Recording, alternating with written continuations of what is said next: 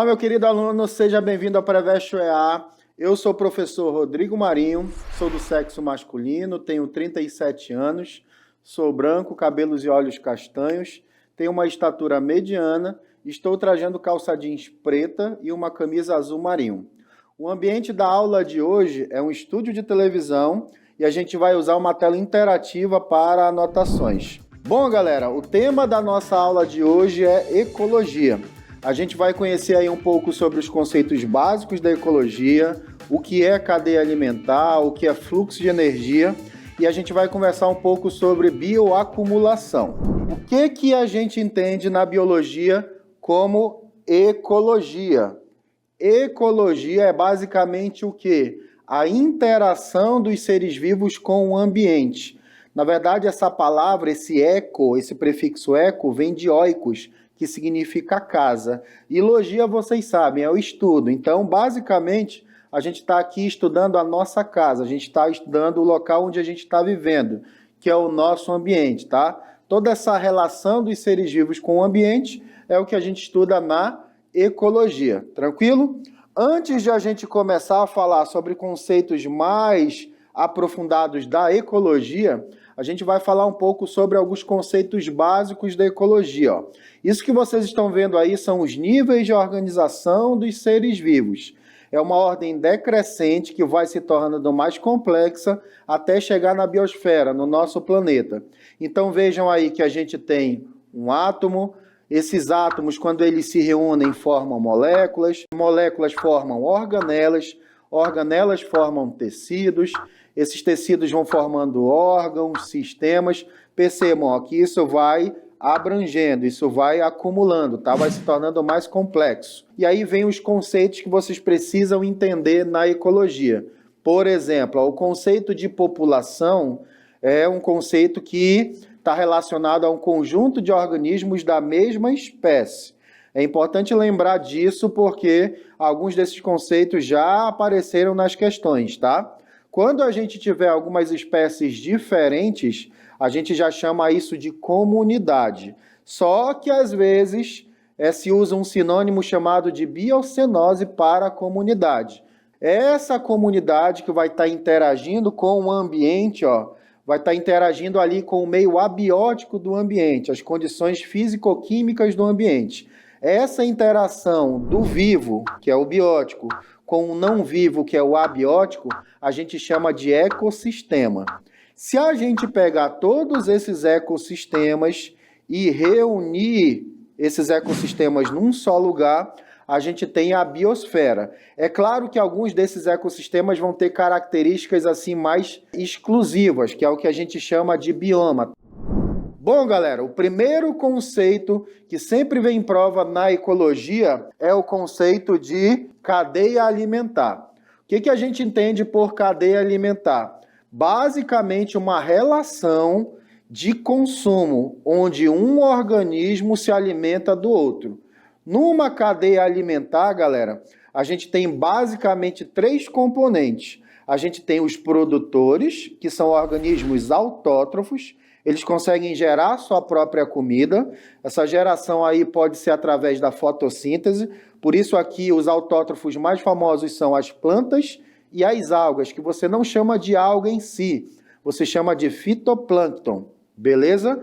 Tem os organismos heterótrofos, que vão ser representados por quem? Vão ser representados pelos consumidores e pelos decompositores. Galera, toda a cadeia alimentar é uma sequência unidirecional e linear, que começa num produtor e vai se expandindo para os consumidores. Ó. Percebam aqui comigo que a gente tem aqui ó, o capim representando os produtores, o gafanhoto, o sapo, a serpente e os decompositores, que sempre serão as bactérias e os fungos, são os heterótrofos. O que uma questão costuma te pedir quando a gente fala de cadeia alimentar? A ordem do consumo. Quem é consumidor primário, secundário e por aí vai, beleza? Vejam, ó. Capim não pode ser consumidor, tá? Ele é um produtor, porque ele é autótrofo. Um gafanhoto, aqui nessa cadeia, ele já é o consumidor primário. Esse gafanhoto é, comido pelo sapo, é ingerido pelo sapo, que é o consumidor secundário. E a gente tem a serpente, que é a consumidora terciária. É muito fácil. É só você identificar na sequência quem são os consumidores, beleza? Um outro conceito que aparece na cadeia alimentar é o conceito de nível trófico. Nível trófico é o quê? Um conjunto de indivíduos com os mesmos hábitos alimentares. Por exemplo, os capins têm o mesmo hábito alimentar? Tem. São produtores, autótrofos. Então, eles fazem parte do quê? Do primeiro nível trófico. Cuidado, é diferente de consumo, tá? O gafanhoto, é o segundo nível trófico. O sapo é o terceiro nível. E a serpente é o quarto nível trófico. Tranquilo? Notem que os decompositores não entram nesse conceito de nível trófico. Tranquilo? Numa cadeia alimentar, galera, o que vai acontecer? Às vezes você vai ter outro ser vivo que vai estar interagindo, vindo de uma outra cadeia, vai estar interagindo naquela respectiva cadeia contrária, ou vai estar interagindo ali entre eles. Quando você tem aí uma espécie de entrelaçamento de cadeias, onde seres vivos participam simultaneamente de diferentes cadeias, a gente tem um conceito de teia alimentar, que ele vai te pedir a mesma coisa. Ele só vai te pedir, por exemplo, quem são os consumidores de primeira, segunda ordem, qual é o nível trófico de cada um e por aí vai. Por exemplo, se a gente pegar aqui essa corujinha, você percebe que esse carinha, esse cacto aqui é o produtor, ela é a consumidora primária. Se ela participa dessa cadeia onde a cobra se encontra, a cobra aqui é a consumidora secundária e assim sucessivamente, tá? Ou seja, teia é basicamente o entrelaçamento de cadeias. Não tem muito segredo. Bom, pessoal, quando a gente fala de alimentação, a gente tem que entender que esses organismos são feitos de matéria orgânica e, consequentemente, tem energia ali interna. Dentro de uma cadeia, a gente vai ter um conceito chamado de fluxo de energia, que a gente vai medir a quantidade de energia que flui nessa cadeia, a quantidade de energia que cada indivíduo vai consumir ao ingerir outro. Regra básica do fluxo de energia, ela também é sempre decrescente. Ou seja, o produtor sempre é o cara que vai ter muita energia acumulada no seu corpo. E à medida que os indivíduos, os consumidores forem interagindo, o que acontece com essa energia? Ela vai caindo, ela vai se dissipando. Então, numa cadeia como essa, o gafanhoto é o cara que mais vai conseguir energia ao se alimentar. O sapinho já consegue uma quantidade menor, a cobra menor ainda, e o predador de topo, que é aquele gaviãozinho, infelizmente tem um azar aí de consumir bem pouquinha energia, por isso que ele tem que ficar caçando toda hora. Basicamente, esse é outro conceito que é importantíssimo a gente entender, que é bem tranquilão, tá? Um outro conceito que já apareceu em prova é o conceito de bioacumulação ou magnificação trófica, que é meio que o contrário do fluxo de energia.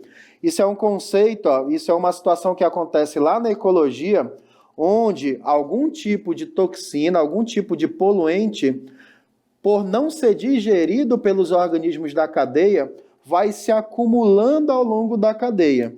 Então, se, por exemplo, a gente estivesse falando do mercúrio, o mercúrio iria poluir a água e todos esses animais. e à medida que esses animais fossem consumindo um ao outro, a concentração de mercúrio iria aumentando. E infelizmente para o predador de topo, ó, que nesse exemplo é o homem, ele é o cara que mais vai ingerir aquele mercúrio acumulado. E claro que é o cara que mais vai sofrer danos por causa desse mercúrio. Tranquilo, galera? Isso é muito fácil, tá? Não tem muito segredo. É só você lembrar que é meio que o contrário do fluxo. No fluxo de energia, a energia ela vem diminuindo a cada consumo, e na bioacumulação você vai perceber que, na verdade, por ser uma toxina que não é metabolizada pelo organismo, isso vai se acumulando ao longo da cadeia. Sem segredo nenhum, tá? Vamos fazer algumas questõezinhas aqui que vocês vão entender melhor o quanto isso é fácil, tá? Por exemplo, a primeira questão diz o seguinte, ó. Logo após a aula de ecologia, no caminho de volta para sua casa, um estudante imaginou a seguinte cadeia alimentar: goiabada, larvas, pássaro e gato. Nesse exemplo elaborado pelo estudante, bom, galera, a goiabada aí representa o produtor, as larvas o consumidor primário, o pássaro secundário e o gato terciário. Na A diz, as larvas são produtoras primárias. As larvas não são produtoras, são consumidoras. Na B, a matéria tende a diminuir ao longo dos níveis tróficos. Se liga aí, tá? C, a energia assimilada abastece 4 níveis tróficos. D, a goiabada é um produto ou fruto de um ser heterótrofo, que não é, goiabada é uma planta, na verdade vem da goiabeira, né? E o gato é um consumidor quaternário. O que acontece, galera? A energia aí ela vai sendo absorvida por todos os indivíduos e abastece os 4 níveis tróficos, tá? Matéria é diferente de energia, por isso não pode ser a letra B. Se ele fala de energia, geralmente ele vai estar te induzindo a essa diminuição, tá? Porque ela é decrescente, tranquilo? Na questão 2, ó, fala sobre a cutia, que é um roedor silvestre encontrado no sul do México, na América do Sul e em regiões tropicais da América do Sul, principalmente na região norte, nordeste e sudeste do Brasil. As cutias vivem em média entre 8 e 10 anos, tendo como moradia tocas subterrâneos, locais com vegetação densa e próximos à água. São animais de hábito estritamente diurno. Ele está aí, ó, te dando uma informação que se refere ao quê? Se refere ao habitat e nicho ecológico. Professor, o senhor não falou que é habitat e nicho? É fácil, pessoal. Habitat é o local exato onde tu encontras uma espécie, tipo o CEP dela. E nicho é o que ela faz ali no ambiente onde ela está vivendo. Tranquilo? Bem tranquilo, tá? Na 3, ó, fala-se aí, ó, coloca-se uma cadeia alimentar, a energia se dissipando, e aí, com base nessa figura, ele vai querer que você afirme qual que está correto. Ó. Na A, cadeia alimentar ilustrada apresenta 5 níveis tróficos de energia. Se a gente for contabilizar, são 4, tá? Começa na planta. A energia transferida de forma integral, não, ela diminui. O predador de topo tem a maior quantidade de energia disponível, não é a menor, tá? E a transferência de energia ocorre apenas a partir dos consumidores, como diz a D, também não. Na verdade, letra E, ó, o fluxo de energia é unidirecional, ele vai diminuindo. Tranquilo, galera? Na aula de hoje a gente viu um pouco sobre ecologia, um conteúdo importantíssimo para vocês. É importantíssimo para o vestibular da UEA e para o SIS. Siga o Preveste UEA, tá? Em todas as redes sociais. Um grande abraço e valeu!